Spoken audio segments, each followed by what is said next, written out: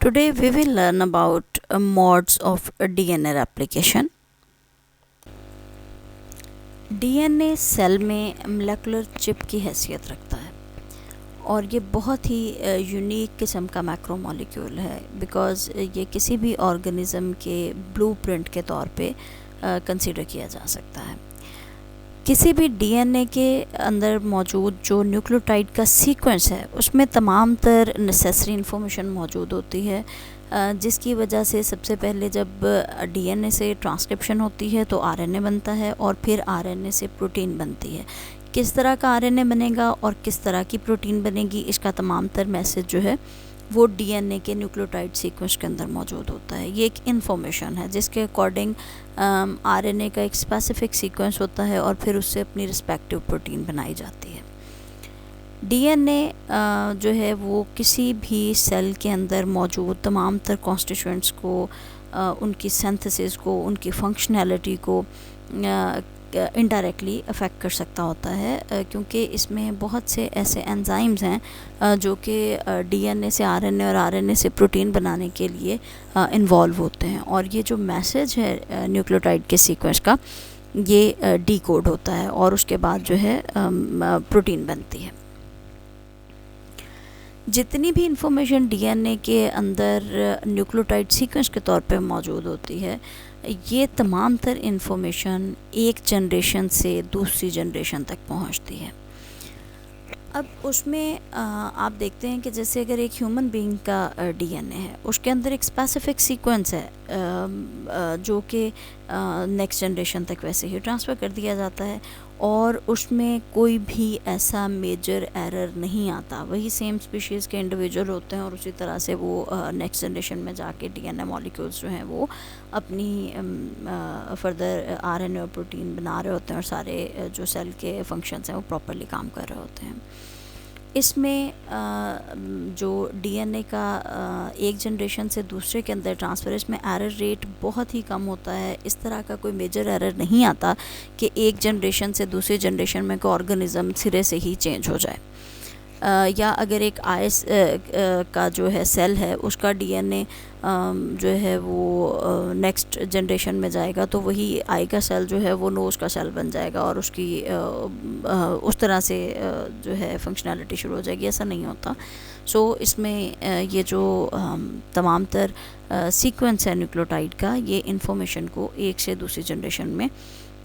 बिल्कुल without error और किसी अनकरप्टेड स्टेट में ट्रांसफ़र करता है। वॉटसन एंड क्रिक ने जो डीएनए का स्ट्रक्चर दिया था 1953 में, उसमें उन्होंने एक चीज़ ये भी बताई थी कि जो डीएनए का मॉलिक्यूल है वो डुप्लीकेट करता है, मतलब एक से दो मॉलिक्यूल्स बन सकते होते हैं और इस प्रोसेस को हम रेप्लिकेशन कहते हैं, जिसमें तमाम तर लिविंग ऑर्गेनिज़म्स के अंदर जो है डीएनए डबल हो जाता है और उसके बाद जैसा कि सेल साइकिल है तो उसमें हम देखते हैं कि पहले डीएनए की सिंथेसिस होती है, डुप्लीकेशन होती है और उसके बाद सेल अपने आप को इंटरफेस में इस हद तक प्रिपेयर कर चुका होता है कि सेल की डिवीजन हो। सो जो लिविंग ऑर्गेनिज़म्स हैं जितने भी, उसमें सेल की डिवीजन से पहले ही डीएनए की रेप्लिकेशन हो चुकी होती है। रेप्लिकेशन के प्रोसेस में होगा क्या कि दो डॉटर डीएनए मॉलिक्यूल्स बनेंगे और उसमें अगर हम देखें कि हमारे पास जो पेरेंट डीएनए होता है वो जो मेन कॉपी है, जो पेरेंट डीएनए की ओरिजिनल कॉपी है, उससे दो डॉटर डीएनए के जो है वो मॉलिक्यूल्स बनते हैं और वो आइडेंटिकल नेचर होते हैं। एक नया स्ट्रैंड बनाने के लिए जो डबल हेलिक्स का स्ट्रक्चर है डीएनए का, वो एक टेम्पलेट के तौर पे काम करता है।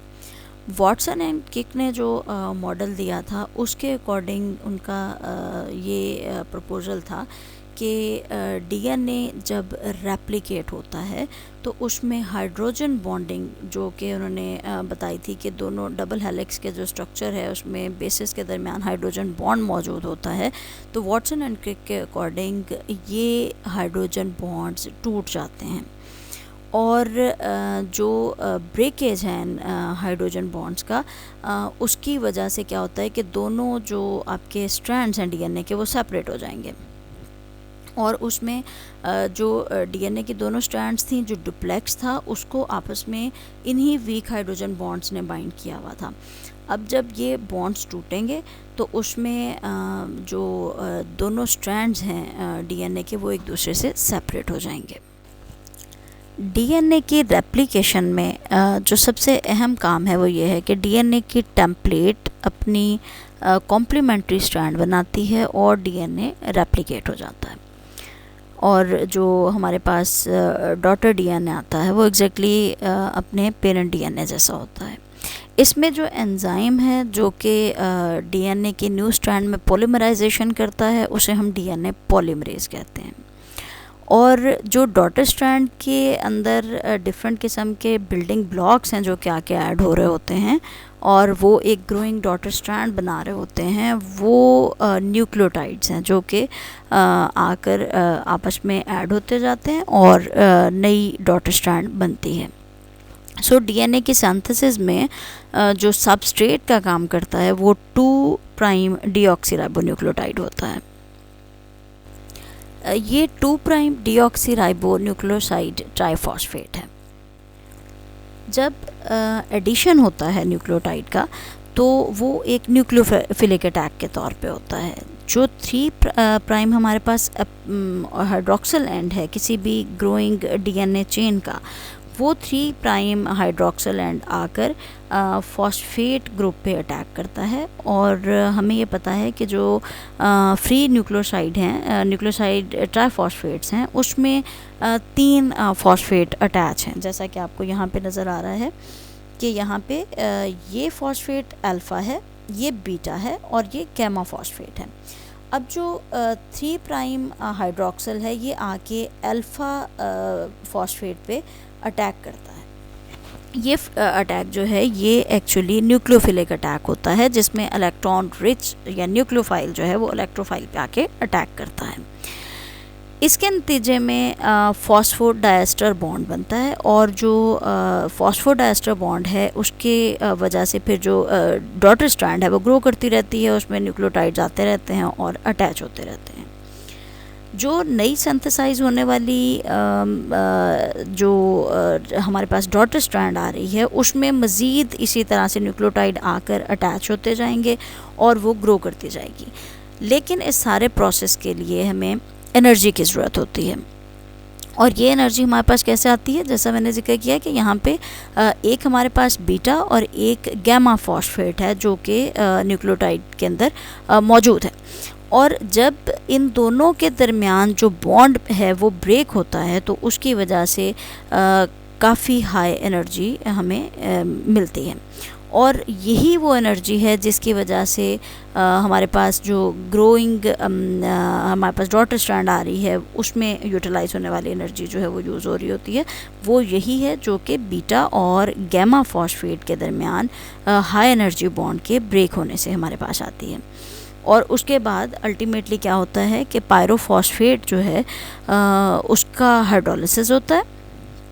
और जिसकी वजह से जो डायरेक्शन है इसकी डॉटर स्ट्रैंड की ग्रोथ की वो फॉरवर्ड डायरेक्शन में चलती जाती है और जो डॉटर स्ट्रैंड है वो बनता जाता है। जितनी भी इंफॉर्मेशन डीएनए के अंदर स्टोर्ड होती है वो सारी की सारी डीएनए रेप्लिकेशन के बाद जो है वो डॉटर सेल्स तक पहुंचा दी जाती है। सो जो डीएनए की रेप्लिकेशन के मोड्स हैं उनमें 3 काबिल ज़िक्र हैं। एक कंजर्वेटिव रेप्लिकेशन है, फिर डिस्पर्सिव है और सेमी कंजर्वेटिव रेप्लिकेशन का मोड है। कंजर्वेटिव रेप्लिकेशन के अंदर जो ओरिजिनल मॉलिक्यूल है डीएनए का वो इंटैक्ट रहेगा और नया जो डीएनए का मॉलिक्यूल है वो बिल्कुल न्यू होगा और वो डॉटर डीएनए मॉलिक्यूल होगा जो कि रेप्लिकेशन के नतीजे में बनेगा। डिस्पर्सिव रेप्लिकेशन में जो एक डीएनए है वो रेप्लिकेट करेगा और उससे 2 नए डीएनए के मॉलिक्यूल्स बनेंगे और नए बनने वाले डीएनए के मॉलिक्यूल में ओल्ड डीएनए स्ट्रैंड का जो पीस है वो भी मौजूद होगा और न्यू वाले डीएनए के जो सेगमेंट्स हैं वो भी मौजूद होंगे। सो जैसा कि यहाँ आपको डायग्राम में नज़र आ रहा है कि डिस्पर्सिव रेप्लिकेशन के नतीजे में नए बनने वाली स्ट्रैंड में ओल्ड और न्यू डीएनए इंटरस्पर्स्ड होता है हर स्ट्रैंड के अंदर। ये जो प्रपोजल है ये डिस्पर्सिव रेप्लिकेशन का मॉड कहलाता है। तीसरा तरीका जो है रेप्लिकेशन का वो सेमी कंजर्वेटिव रेप्लिकेशन है। इसमें जो पेरेंट डीएनए है वो एक टेम्पलेट के तौर पे काम करेगा और उसका कॉम्प्लीमेंट्री स्ट्रैंड बनेगा, और जो नया बनने वाला डीएनए है उसमें एक पेरेंट का टेम्पलेट वाला स्ट्रैंड मौजूद होगा, एक न्यू स्ट्रैंड मौजूद होगा जो कि डॉटर डीएनए का मॉलिक्यूल बना सकेगा। अब जो पेरेंट का स्ट्रैंड है वो एक्चुअली टेम्पलेट के तौर पे काम कर रहा था, और जो डॉटर मॉलिक्यूल के अंदर नया स्ट्रैंड बन रहा है वो कॉम्प्लीमेंट्री है टू दैट टेम्पलेट जो कि ओल्ड डीएनए की स्ट्रैंड का था। सो इस तरह से जो नया बनने वाला डीएनए होता है उसमें दोनों स्ट्रैंड्स मौजूद होंगी, एक पुराने वाली जो कि पेरेंट की स्ट्रैंड थी और वो टेम्पलेट के तौर पे काम की है, दूसरी उसकी कॉम्प्लीमेंट्री स्ट्रैंड होगी जो कि न्यूली सिंथेसाइज्ड होगी। और जो सेमी कंजर्वेटिव रेप्लिकेशन के नतीजे में हमारे पास आने वाले जितने भी डीएनए मॉलिक्यूल्स होंगे उनमें एक ओल्ड और एक न्यू स्ट्रैंड जो कि complementary to the old one है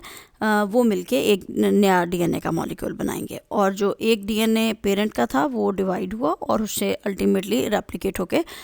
दो डीएनए के मॉलिक्यूल्स बन रहे होते हैं। वॉटसन एंड क्रिक के मॉडल के अकॉर्डिंग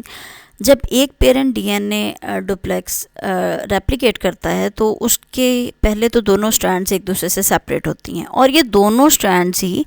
टेम्पलेट के तौर पे काम करती हैं। दोनों के अगेंस्ट कॉम्प्लीमेंट्री डीएनए जो है वो स्ट्रैंड बनती है, और उसके बाद जो है दो नए डीएनए मॉलिक्यूल्स हमारे सामने आते हैं जो कि डॉटर डीएनए मॉलिक्यूल्स होते हैं।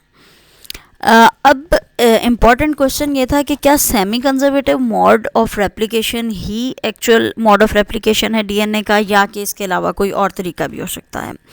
सो इसके लिए बड़े अच्छे एक एक्सपेरिमेंट्स हैं जो 1958 में मैथ्यू मिचेल्सन और फ्रैंकलिन स्टेल ने किए, और उन्होंने उसमें डीएनए की जो रेप्लिकेशन का मोड है उसको मेक श्योर किया कि whether it is semi conservative और there is some other way कि जिससे डीएनए रेप्लिकेट कर सकता हो। सो उन्होंने उसमें जो एक्सपेरिमेंट किया उसके लिए बैक्टीरिया को यूज़ किया गया, और बैक्टीरिया के अंदर डीएनए की रेप्लिकेशन देखी गई। और उन्होंने इन एक्सपेरिमेंट्स को करने के लिए जो सबसे इम्पॉर्टेंट चीज़ यूज़ की वो थे रेडियो आइसोटोप्स। अब रेडियो आइसोटोप उन्होंने क्यों यूज़ किए, ताकि हमें ये पता चल सके कि जो नया डीएनए का मॉलिक्यूल बनता है वो किस तरह से अपनी रेप्लिकेशन करता है। अब इकोलाई जो था उसको उन्होंने सबसे पहले ग्रो किया, और उसको जिस मीडिया में ग्रो किया उसके अंदर उन्होंने हैवी आइसोटोप यूज़ किया। उन्होंने अमोनियम क्लोराइड को यूज़ किया जिसके अंदर N15 थी, यानी नाइट्रोजन जो है उसका ये हैवी आइसोटोप है, उसको यूज़ किया। और यकीनन फिर वहाँ जो अमोनियम क्लोराइड है यही एक्चुअली सोर्स था नाइट्रोजन का, और उसके अंदर नाइट्रोजन का ऑलरेडी ही हैवी आइसोटोप यूज़ किया जा रहा था जो कि N15 था। नतीजतन जो डीएनए का रेप्लिकेशन हुआ उसके बाद डीएनए के नए बनने वाले मॉलिक्यूल्स के अंदर जो नाइट्रोजन आई वो चूँकि इसी सोर्स से आई तो वो हैवी नाइट्रोजन आइसोटोप ही उसके अंदर इनकॉर्पोरेट हुआ। अब इन सेल्स को उन्होंने फिर ट्रांसफ़र किया एक नए मीडियम में, और अब के बाद जो उन्होंने आइसोटोप यूज़ किया वो N14 था, यानी नाइट्रोजन का लाइटर आइसोटोप था। उसके बाद उसमें डीएनए को ग्रो करने दिया गया। अब यकीनन उसके अंदर जब डीएनए की रेप्लिकेशन हुई तो उसमें लाइट आइसोटोप जो है वो इनकॉर्पोरेट हो गया होगा। अब क्या हुआ कि उसके बाद उन्होंने इकोलाई से डीएनए को एक्सट्रैक्ट कर लिया, बैक्टीरियल सेल से डीएनए एक्सट्रैक्ट कर लिया गया, और उसको सीजियम क्लोराइड के साथ उन्होंने मिक्स किया, और उसके बाद डेंसिटी ग्रेडियंट सेंट्रीफ्यूगेशन के थ्रू उन्होंने इसकी डेंसिटी को चेक किया कि जो सीजियम क्लोराइड के अंदर उसकी डेंसिटी है उसमें क्या फ़र्क आता है। अब जब ग्रेडियंट उसका ग्रेडियंट सेंट्रीफ्यूगेशन के थ्रू उसको चेक किया जा रहा है तो डीएनए का मॉलिक्यूल यकीनन अपनी डेंसिटी के अकॉर्डिंग ही जो है वो ट्यूब में प्लेस होगा। सो उन्होंने काफ़ी हाई जो आरपीएम पे डीएनए को सेंट्रीफ्यूगेशन के थ्रू पास थ्रू किया और उसके बाद उन्होंने उसमें देखा कि डेंसिटी जो है वो कितनी डिफरेंट है। डीएनए के बैंड्स जो हैं उनको अल्ट्रावायलेट लाइट के अंदर जो है देखा जा सकता था, सो उन्होंने उसे यूवी लाइट में विजुलाइज़ किया और उसके बाद उसको फ़ोटोग्राफ कर लिया। अब जो डीएनए के ऐसे मॉलिक्यूल्स थे जिनमें लाइट आइसोटोप था, तो यकीनन नाइट्रोजन का लाइटर आइसोटोप होने की वजह से उनकी पोजीशन फ़र्क होगी उन बैंड्स के निस्बत जिसमें कि नाइट्रोजन का हैवी आइसोटोप मौजूद है। अब जहाँ पे हैवी आइसोटोप होगा यानी N15 होगा, तो वो सीजियम क्लोराइड में लोअर पोजीशन पे आके अपने आप को प्लेस करेगा, और जो लाइटर बैंड होगा मतलब which is actually containing N14 जिसमें कि लाइटर नाइट्रोजन मौजूद है, वो सीजियम क्लोराइड में थोड़े अपर लेवल पे जाके बैंड बनाएगा। एक जनरेशन के बाद जो नाइट्रोजन 14 वाला मीडियम था उसके अंदर बैक्टीरिया के अंदर जो नए डीएनए के मॉलिक्यूल्स बनेंगे उसमें यकीनन जब पहली दफ़ा N15 वाले सारे मॉलिक्यूल्स आए हैं, उन्होंने